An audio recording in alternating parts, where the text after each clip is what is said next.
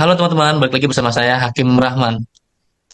Sebagai moderator, kita di sini kedatangan dua tamu spesial kita yang bernama Willy dan Vira. Halo Willy, Vira.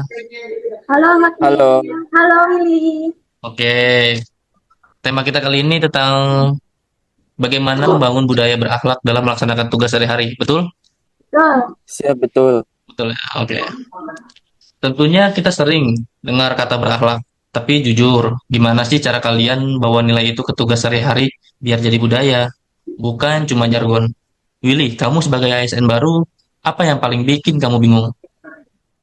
Jujur, Kim, aku hafal singkatannya. Berakhlak itu ada yang pertama berorientasi pelayanan, ada akuntabel, kompeten, harmonis, loyal, adaptif, kolaboratif. Tapi pas di lapangan, misal ada pemohon marah-marah karena syaratnya kurang, aku malah ikutan emosi. Itu nilai apa yang harus aku pakai dulu? Nah, aku tuh juga pernah tahu kayak gitu ya. Nah, kita kan ini sebagai pelayanan, ya nggak sih? Nah, menurut aku, kunci dari berorientasi pelayanan itu, kita tuh harus harmonis juga. Selain itu, kita harus memberikan pelayanan yang prima kepada masyarakat.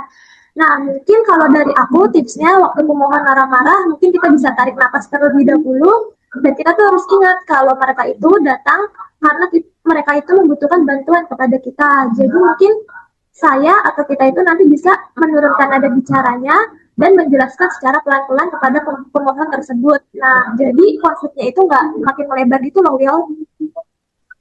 Nah, betul tuh apa yang dibilang sama Vira. Itu contoh dari kendali diri. Willy, jadi akuntabel itu bukan cuma laporan selesai, tapi juga berani jelaskan aturan dengan jujur ke pemohon.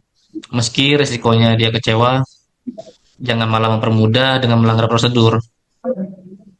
Oh, jadi kalau aku tetap tolak berkas yang kurang, itu justru akuntabelnya ya? Kirain malah nggak berorientasi pelayanan.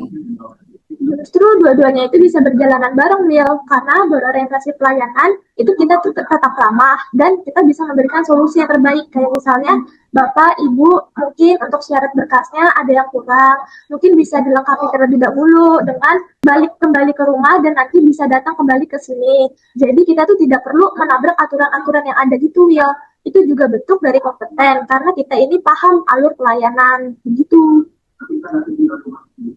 Nah, biar jadi budaya, kita juga harus kolaboratif, Will. Misalnya, contoh nih, Willy masih bingung. Bisa Willy tanya ke Vira atau ke saya. Jangan kerja sendiri-sendiri. Terus loyal juga bukan berarti loyal ke atasan aja, tapi loyal ke tujuan instansi dan ke masyarakat. Kalau lihat teman mau menerima uang rokok, kita harus berani ingatkan. Itu juga adaptif. Berani berubah dari budaya lama yang nggak sehat. Oh iya, Gitu, berat Will. juga ya. Kalau sendirian.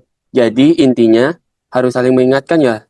Ha- Iya betul, mulai dari hal-hal yang kecil. Biasakan kita mungkin kayak rapatnya gini nih, diskusi setiap 5 menit tiap pagi untuk sharing-sharing kasus-kasus seperti kemarin. Terus gimana kita meresponnya, kita ini udah sesuai dengan nilai-nilai berakhlak ASN atau belum. Terus lama-lama nanti jadi kebiasaan. Nah, itu tuh juga bentuk dari sikap harmonis. Jadi membangun suasana yang positif di lingkungan pekerjaan seperti saat ini. Sepakat. Jadi membangun budaya berakhlak itu perlu tiga hal. Pahami maknanya, praktikkan di kasus nyata, dan saling menguatkan. Nggak bisa instan, tapi kalau kita konsisten mulai dari diri sendiri, nanti menular kok ke tim.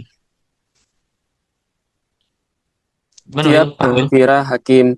Aku akan coba terapkan besok. Kalau pemohon marah, ingat, tarik napas, jelaskan aturan, kasih solusi. Akuntabel plus pelayanan plus harmonis. Betul, mantap Billy, makin pinter. Jadi nanti kita evaluasi bareng-bareng ya ke depannya. Kita tertutup hari ini dengan komitmen. Mulai hari ini kita jadi contoh berakhlak di unit kita. Setuju nggak? Tujuh.